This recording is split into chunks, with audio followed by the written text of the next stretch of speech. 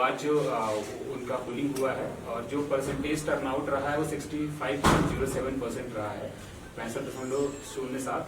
और 26 कॉन्स्टिट्यूएंसीज के लिए इलेक्शंस हुए थे, जिसमें सबसे ज्यादा जो टर्नआउट वो कुमारखा कॉन्स्टिट्यूएंसी में हुआ, लोवेस्ट जो है वो अर्बन एरिया के लोअर ले कॉन्स्टिट्यूएंसी में हुआ है। और इस बार जो ज्यादा पार्टिसिपेशन देखने को मिला है वो फीमेल, यानी जो हमारे फीमेल वोटर्स हैं उनका पार्टिसिपेशन ज्यादा देखने को मिला है in comparison to male voters.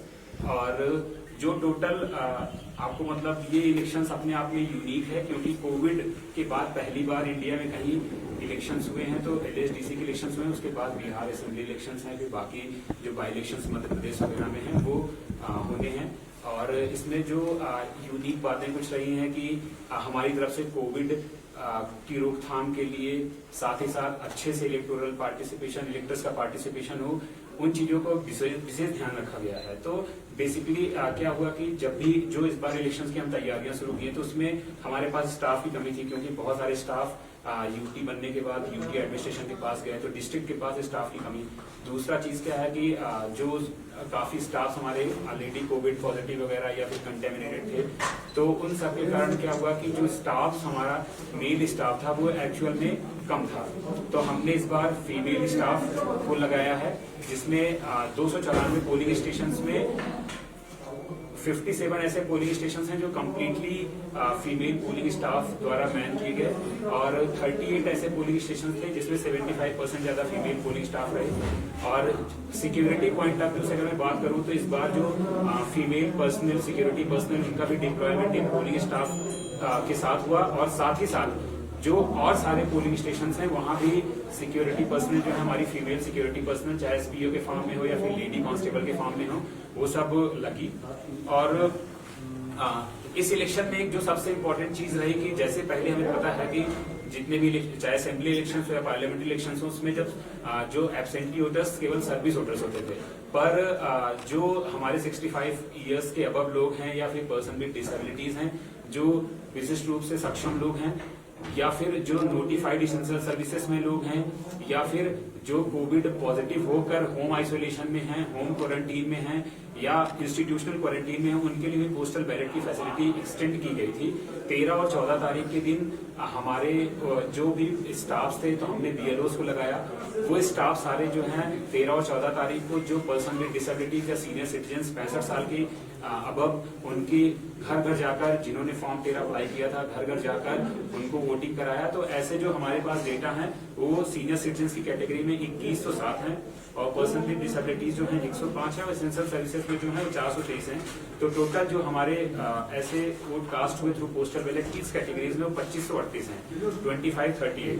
और जो इस बार हमारे पास इलेक्शन ड्यूटी सर्टिफिकेट्स भी इशू किए गए, जो पोलिंग पर्सनल डिप्लॉय किए गए थे, चाहे वो सिक्योरिटी के हो या पोलिंग स्टाफ हो, तो उनका जो टोटल रिस्पांस आया है वो 1635 आया है, 635। जो हमारे टोटल 4,303 इतने हमारे पोस्टल बैलेट्स अवेल किए हैं, जो टोटल लोग हैं। और पिछली अगर मैं 2015 एलएसडीसी इलेक्शंस की बात करूं तो उस समय भी जो वोटर टर्नआउट था वो 65% के आसपास था, और इस बार भी वोटर टर्नआउट हमारा 65% के आसपास है। बट ये इलेक्शन चूंकि इतने रिमोट एरियाज में कराना, और दूसरी चीज की जब आप इस टाइम पर यहाँ टेम्परेचर, मिनिमम टेम्परेचर रात के -5 जाते हैं, दिन के टाइम पर टेम्परेचर 16 डिग्री 18 डिग्री, तो जो डायर्नल टेम्परेचर रेंज होता है वो बहुत ज्यादा है। तो इन परिस्थितियों में इलेक्शंस कराना बहुत ही बड़ा चैलेंजिंग था। मैं अगर 2-3 चैलेंजेस को कोट करूं तो सबसे पहला चैलेंज क्या था कि हमारे पास जो भी सिक्योरिटी पर्सनल बाहर से आए, चाहे वो एसएसबी की कंपनी आई या फिर सीआरपी की कंपनी आई, तो ऑलमोस्ट आधी कंपनियां पॉजिटिव निकल गई। फिर उनको कैसे आइसोलेट करना, फिर उनको दोबारा टेस्टिंग करके निगेटिव जब होना तो उनको वापस इलेक्शन ड्यूटी में लगाना, एक चैलेंज था। आज सुबह आपको पता है कि पहली बार इस इलेक्शन में ईवीएम्स का प्रयोग किया गया, जो अभी अमेंडमेंट किया गया। पहले पोस्टल बैलेट का था, अभी ईवीएम्स यूज किया गया।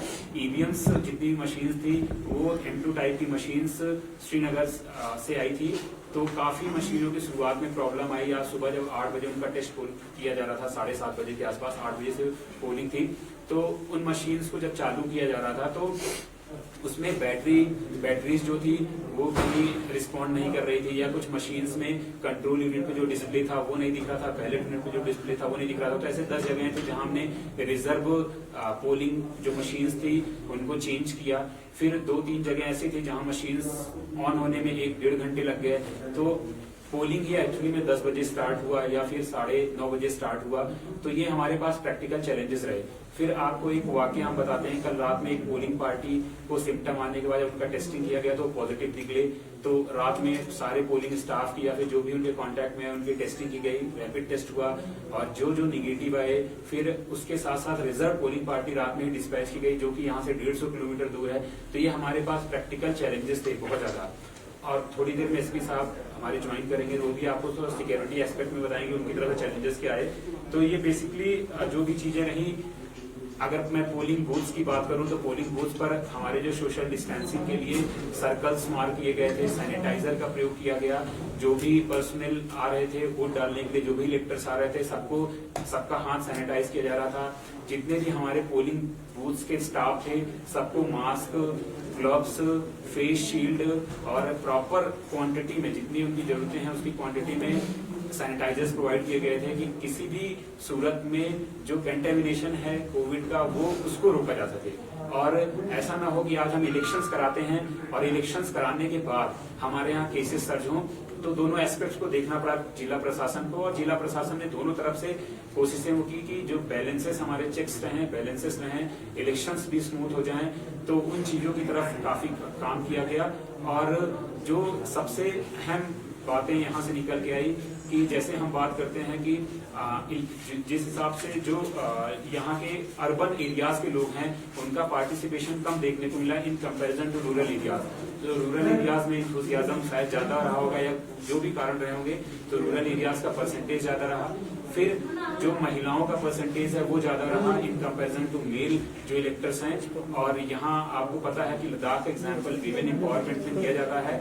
तो ये आज फिर इन्होंने साबित किया है कि वीमेन वास्तव में अपने फील्ड में अच्छा काम कर रही हैं। और अगर आप लोगों ने 2-3 पोलिंग स्टेशन विजिट भी किए होंगे तो बहुत ही सुचारू रूप से उन्होंने पोलिंग स्टेशन को चलाया।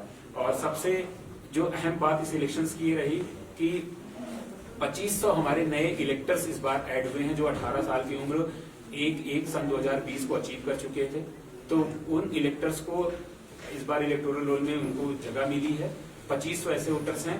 और पिछले काउंसिल इलेक्शन के कंपैरिजन में लगभग 11% जो इलेक्टर्स हैं उनमें वृद्धि हुई है। पर जो हमारा वोटिंग परसेंटेज है वो ऑलमोस्ट सेम रहा, अगर कम नहीं हुआ तो सेम रहा। और अगर कोविड के चलते जितना भी हमने सावधानियां बरती, जितना हम लोगों ने अवेयरनेस किए, जितना भी पब्लिसिटी प्रोग्राम से, जितना भी कैंपेन हमारी तरफ से रहा कि इलेक्टोरल पार्टिसिपेशन, इलेक्टर्स पार्टिसिपेशन को बढ़ाने के लिए, आई थिंक वो कामयाब रहा। जहां टोटल पार्टिसिपेशन कम तो नहीं हुआ, एटलीस्ट वो सेम रहा 65% पिछली बार भी, इस बार भी 65% के आसपास। बट ये रहा कि लोगों का काफी पार्टिसिपेशन रहा।